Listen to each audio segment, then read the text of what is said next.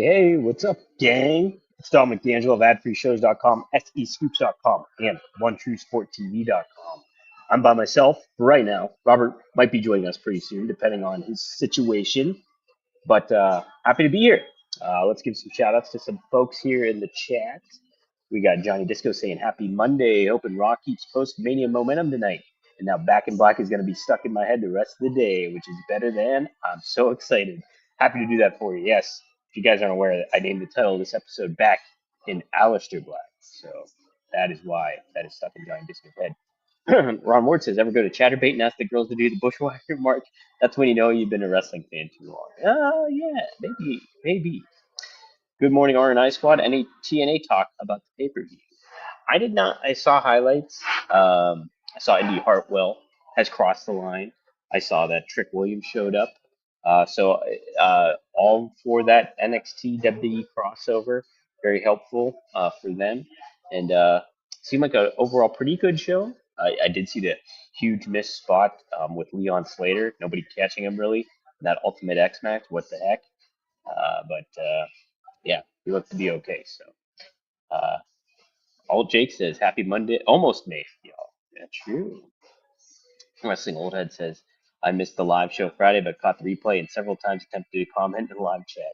That's happened to me before, too, when I watch old podcasts. Yeah, I'm used to tuning in live and I'm not live. Yeah, I'm like, wait a second. No, they're not doing this right now. But we are here live right now, unless you are tuning in later on. Uh, let's talk a little bit of what happened over the weekend with SmackDown. Uh, Caught the John Cena Randy Orton confrontation.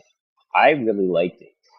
Um, I liked what Orton had to say about John Cena needing kids to kind of keep life in perspective, and I think that's like it's good blurring of the lines, right? I thought that was really clever, and I think honest to both guys because Randy Orton has kids, and like he's got several kids, and I think that's really helped grounded him as a talent and as an adult. When I talk to RVD about Randy Orton and stuff like that, RVD jokes around how little immature Randy was back in the day, and but now he's got life in perspective, and John has never had kids. And then heel John Cena does the thing with, well, I've been raising everybody else's kids. So really clever stuff. Then I like the addition on that John is mentioning, hey Randy, I'm taking this title and I'm taking away your generation's talent, of course over the course of WWE. So I liked that a lot, and I thought that was well done. And that's almost what Cena could have said to Cody Rhodes, and I think raised the stakes for their WrestleMania feud. He could have said the same thing, in a lot of ways. And but I do appreciate what they're doing now with it, and I think it's a really clever next step to build already to a feud that people are, I think, automatically engaged in because these two have such a history with one another. Back in the day, when these two fought way too much, and it was overkill. But now this is fresh. The tables have turned with Randy being the good guy, John Cena being the heel. So it adds to I think a big part of the intrigue of that all. So was all for that opening segment, and I think they did a really good job at building it. And obviously, we'll see that backlash going down. Trey Owens asked, "Where's Mariah May?" Now, I heard Dutch Mantel's podcast that they covered some of this. That Mariah May went to Tony Khan and said that she will not be resigning with AEW. So I think that's kind of why she's off of TV, even though she's got 6 weeks or 6 months before that is something that really happens. I'm taking a look right now to see if there is news about that. Let's see, major update on Mariah May to WWE rumors. This is according to Sports Illustrated. New report by Russell Votes from this week's Backstage Pass reveals that WWE is planning to make an outstanding offer to Mariah May. Mariah May's contract is set to expire reportedly later this year, according to reports. AEW is planning to re-sign her to keep her with the company. Not seeing anything regarding her actually talking to Tony Khan about moving on. Mhm. Trying to look. So take that for what you will. Don't know how much accurate that is. I haven't gotten a chance to really look and back source that. What Dutch and James Romero were talking about there. Do you think Rey Mysterio Jr. could challenge John Cena in Mexico? Oh my good man, that'd be amazing. Yes, I think that's definitely a possibility. Why shouldn't it be, right? Um, they yeah, that would behoove WWE greatly and everyone involved with that. John Cena versus a babyface Rey Mysterio in Mexico. My goodness. Um, with a lot of these too, you could really tease that John Cena could lose this title. With all like even Randy here. I know it's so soon, but like kind of create that speculation. Like, hey, yeah, Cena could lose this title at any moment, and there's somebody, even him losing to like a Randy Orton could make sense right now. You can make sense of that. You can make sense of him losing it to a Rey Mysterio in Mexico, and then that really putting John Cena back on his heels. Now, does it really totally complete the story with Cody? Not necessarily, but there's a way you can get to that again, and things like that. So you could also maybe have that be a double turn later on. I mean, Cody's making killing him merch, so I don't know if he'd necessarily do that, but might be something to really think about too, depending on who you have build up as baby faces at the time. So, but yeah, I'd be all for that, Rustin Oldhead. Uh, but yeah, really like that SmackDown segment. Other takeaways from SmackDown: uh, Street Profits win the TLC ladder match. To retain the tag team championships, and I think it's the right move. Uh, you know, I'm a huge fan of the Motor City Machine Guns, and I think you know my heart wanted them to win their first ever TLC match because it just seems like a cool thing, but it makes a lot of sense for you got to ride the momentum with the Street Profits right now, and they're doing a really good job. That prosthetic leg moment was really fun, um, and yeah, they're over big time, and you want your tag team championships to be over. So keep it on them, keep that fresh and cooking. I like the feel of all of that. So you know what else I like the feel of is to be full after I'm eating something. And but I also, at my age, turning 40 in June, have to be careful what I eat. So I like to eat Magic Spoon. Yes, I do. I'm a big cereal advocate, always have been, and now I'm even more when it's health conscious, like Magic Spoon is. You get your jam-packed protein in every bite that you get, and they have granola now, which I love the granola. I highly recommend the peanut butter. Uh, and the new granola packs, it's 13 grams of protein in a serving and zero added sugars. Like I said, they come in peanut butter, but they also come in honey almond and dark chocolate almond. You should try them out. There's also the treats too, reminiscent of those days of old. Mouth-watering flavors like marshmallow, chocolate peanut butter, and dark chocolate. I like the marshmallow the best. Uh, Also, obviously, you can get the cereal too. But Magic Spoon is great. And now you can get $5 off your next order at magicspoon.com/rumor or look for Magic Spoon on Amazon or in your nearest grocery store. That's magicspoon.com/rumor for $5 off. Be sure to check it out, guys. Help support the show that way. And what a great sponsor Magic Spoon is. So shout out to them. And yeah, start your day off right. Heck yeah. Oh, if you guys are curious where I'm at too, I'm at Trace Brewery, the usual place that I'm in. Where the barrels are, those are right behind me actually, through that window. Um, so really cool spot. Um, Speaking of, prosthetic leg spot was a nice callback to go to In Your House, May 1996 Diesel and HBK. Yeah, when Diesel used Mad Dog Vachon's prosthetic leg to attack HBK. Good stuff. Dre Owen says, "What if Cody teamed with Cena for like a month or two? Heel Cody and heel Cena. Wouldn't be bad. I would. I mean, I think how the story plays out. I mean, I'd ultimately like to see Cena go back to being a babyface. Maybe they team as baby faces against somebody, but we'll see. There's some elements you can play with here. Um, but yeah, like I said, I really, really like that segment. One of my favorite segments so far of the year, I think, was that Randy Orton and John Cena segment. Um, ooh, I like that. Cody should return with dark hair. Yes, I think even either way, if he's a face or a heel, like his hero's journey that he's taking right now should, yeah, give a little different look. Dark haired Cody's also a good Cody look. So, um, other things too. Oh, geez. Hey, yeah, let's talk about the title of the show here. Aleister Black making his return. Uh, he looks good. I like the Miami Vice look for him. A little change of pace from the beard, so he's conscientious of, hey, changing up the look a little bit and everything. His music is still great.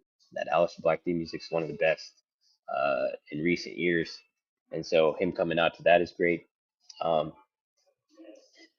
I will say, Miz is always the stand-in spot for, people returning and or having their debut matches. He's kind of the safe bet.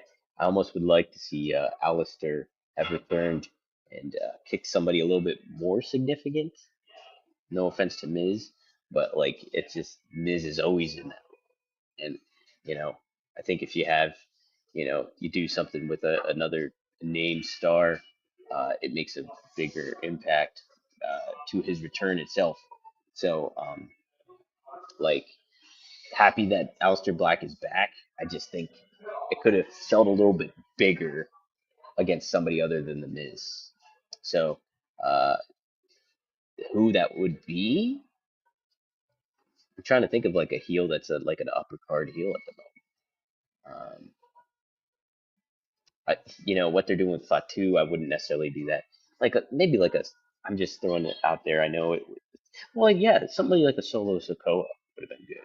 You know, um, you trying to cut some stuff in, and like him just taking out the bloodline or something to that effect would have been pretty neat. And then you could cause maybe a little tension all up in there too, with Fatu being in the mix. And I think what they did with Fatu is a great presentation of him too. Recent draft pick, Jacob Raiders draft pick, Jacob Fatu with that jersey. Uh, yeah, I thought they did a good job. Did a good job with that. Trying to think what else. Oh, it was Lena Vega winning the United States Championships. He makes it feel significant to SmackDown after Mania. I think that adds to creating some further build for that mid card women's division. And congrats to Zelina Vega. Big night for the couple of Aleister Black and Zelina Vega. So I do I liked I like that. I think that's all right. And Chelsea, whatever they decide to do with her, they can kind of, I think they're playing into this aspect of like, oh, she wasn't at WrestleMania. She now lost the title. What's next for her? And I think she tweeted out something almost like indicating a goodbye from WWE. But I'm assuming that's storyline based. Let's see if I can find something real quick with that. Chelsea, is she on here? Why is she not popping up on my? I think she gone. No, here she is. Let's see what she said. Goodbye for now, WWE. This is my farewell address. So, and then she posted a picture of the American flag in the White House. Maybe she's taking a leave of absence. Who knows? Um, Alistair should rack up wins and then go for that U.S. title. Yeah, for sure. They should do. They got to do something pretty cool. Yeah, I just don't think the Miz packs that big of a punch that you want. You know, he's just kind of he's in that not goofy heel role, but kind of that goofy heel role. He's good at what he does, but it doesn't really hit you that well. He got hit that well though. All right, those are my biggest takeaways from SmackDown. Um, let's talk about something pretty interesting. Uh, Hulk Hogan released a video this morning, and who was a part of that video was Eric Bischoff, in very paid announcement by the NWO, but it wasn't paid by the NWO because that they didn't have the music to it. So, but they announced that they're back together, and what could this be? Who knows? But they teased a third man. Let me get the actual quote. I had it here somewhere. Yeah, the pair emphasized that they once changed the wrestling industry and hinted that they intend to do it again, this time with a third man. However, they stopped short of revealing the mystery figure's identity or the exact nature of this product. This is from SEScoops.com, by the way. Bischoff teased the newcomer's accomplishments, noting, should we talk about all of his championships? Should we talk about the world class athletes that he's brought to the very top? No, not yet. Who could it be? Now, I have no inside information, uh, no intel. I did make note that Conrad Thompson retweeted it with a set of eyes watching. Um, could I was kind of thinking initially that, hey, is this a podcast Hogan's going to do? Like, is he starting his own show with Bischoff? And maybe Conrad's involved? Um, just trying to think of athletes that Conrad maybe has brought to the top. Um, it's mostly personalities brought back, like into the business. So, like you think Bruce Pritchard, or you think Tony Schiavone, and Bischoff back into the limelight of pro wrestling. So there's a lot of different ones that Conrad has done, but not necessarily from a wrestling athlete standpoint. Um, so I'm curious. If I had to take a guess, and literally I don't know anything about this, I can do some more peeling back into it, but yeah, I have no idea what's going on here. Uh, boy, Hogan podcast, that'd be something, right? My goodness, some of the stories that would be told on that, and then some of the sourcing you'd need to do on that to some of those statements. My goodness, would be something.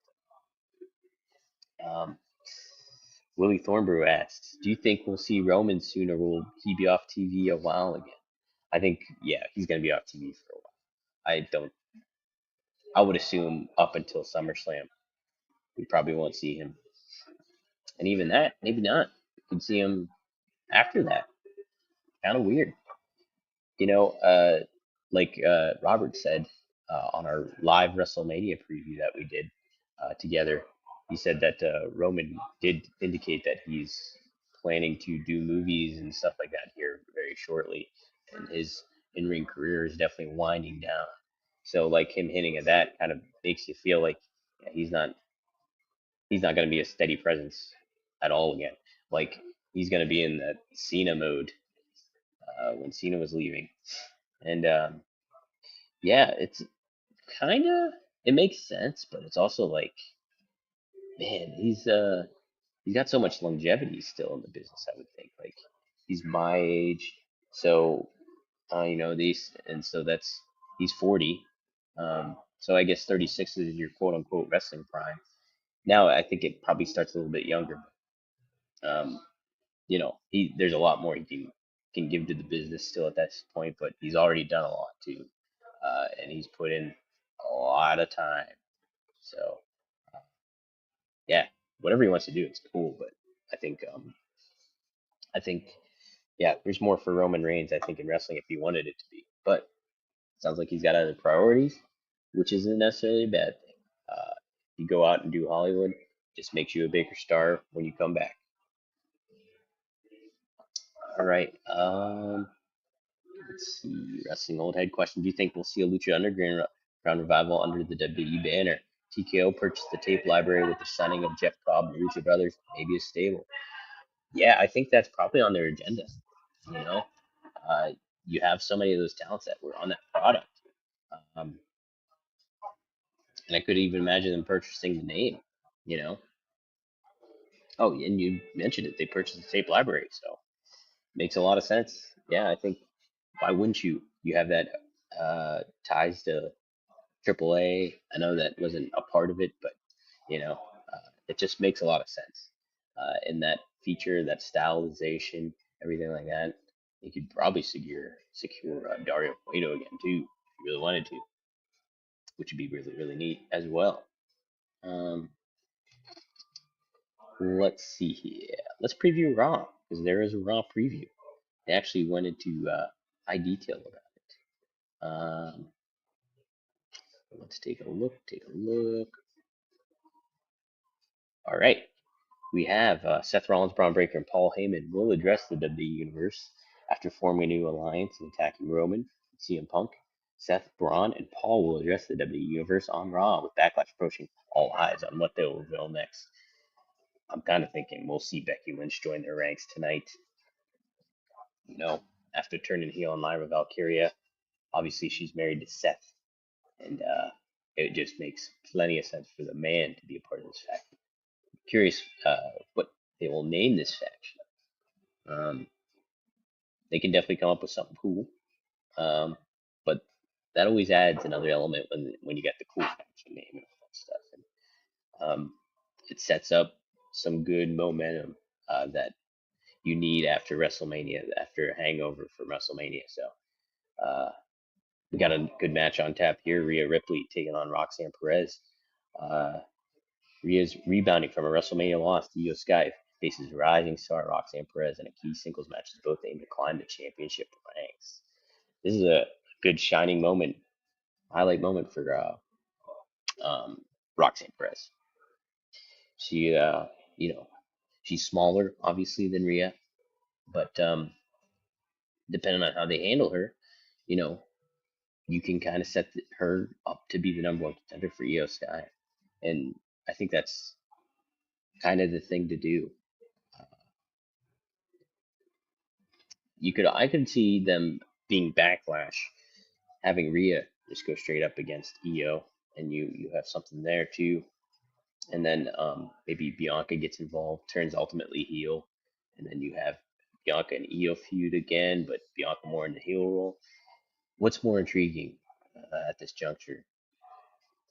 You need to do something special with Rhea, and her not being in the title picture seems out of place. So maybe Bianca costs Rhea, and you have some trouble there, and then you can start a really good feud between those two, and then you do have Roxanne go up against Io, uh, and you continue to build her star power. Um, so I would like that too. Um, Russ Goldhead suggests the Heyman hierarchy. Any bad? Any bad? I would love like something like the New Dangerous Alliance. I think that would be sweet. Call back to all of that old stuff. I think that'd be really, really cool. New Dangerous Alliance would be sweet. Um, Also on tap, we got Logan Paul making his return. So what will he have to say? I'm trying to think where you position him. Who would be a good person to go up against? Uh, could we see something with Penta? That wouldn't be bad. Penta's like a though. You're thinking of who you pair with Logan Paul, and Penta might not be his ultimate opponent because Penta's so. Um, I don't think is I don't know the best way to put this, but rehearsed in the ring as Logan Paul might be. So you want somebody that's really, really is polished, I think, in regards to handling themselves against somebody like Logan Paul. So while that might be interesting, maybe not the best choice. Mm, I keep thinking Dirty Dom, but I don't know. I don't know if he would be. How do you want to handle him? You know, like Logan Paul going after the Intercontinental Championship would be kind of entertaining, but I'm sure you can find a good opponent for him coming up to continue something with AJ Styles. We'll see. Becky Lynch will explain her attack on Lyra Valkyria. So, like I said, maybe she will join with Paul Heyman in that group. Should be pretty cool. Um, and then finally, Pat McAfee responds to Gunther's attack after being choked out. Uh, I like this element of Pat being back in the mix, and him being the first victim after Gunther no longer having that championship makes some sense. So and could make some sense dollars and cents. So should be a fun Raw tonight. Good follow up, um, and it'll be fun to get that reaction and see what people have to say about it. As far as anything else goes, okay, we got a couple name suggestions here. The Dangerous Architects. I don't mind that one. I don't mind that one. The Heyman and Messiahs. All right, all right. Heyman sometimes mentions brings up religion and stuff like that. So perhaps, um, hmm, yeah, there's some interesting names. Interesting names. But maybe we'll talk about what that name will be tomorrow here on Rumor and Innuendo. We are live on Ad Free Shows YouTube, live on the Rumor and Innuendo YouTube, uh, live now. I did change the Working Stiff YouTube back to Magnum TA and Greg Gagne, so we're live on that now too. So join that channel. I'm gonna start posting clips of Magnum TA and Greg Gagne on there and that show. So we'll get this here live on there as well. Just go to Gagne. Just type in Gagne and Magnum. Maybe it'll pop up. Greg Gagne, Magnum TA. I'll figure out a good way for you guys to do it. But either way, that channel is back, and it will be posting content on that show. New RVD is up right now. Rob and I talk about his injury. He got injured at Major League Wrestling. Broke both of his heels. Thankfully, he does not need surgery, but he goes into detail of how that happened and how he's hasn't been able to walk since it's happened. It's been a pretty crazy ride. Glad he's okay, and but you can check that out. He talks about John Cena becoming the 17th champion, and then he also covers some fun stuff like the Carrying Cross Bible promo and LFG and WWE Unreal. He gives his thoughts on all that. So go to rvdtv.com. New Working Stiff is up from last week.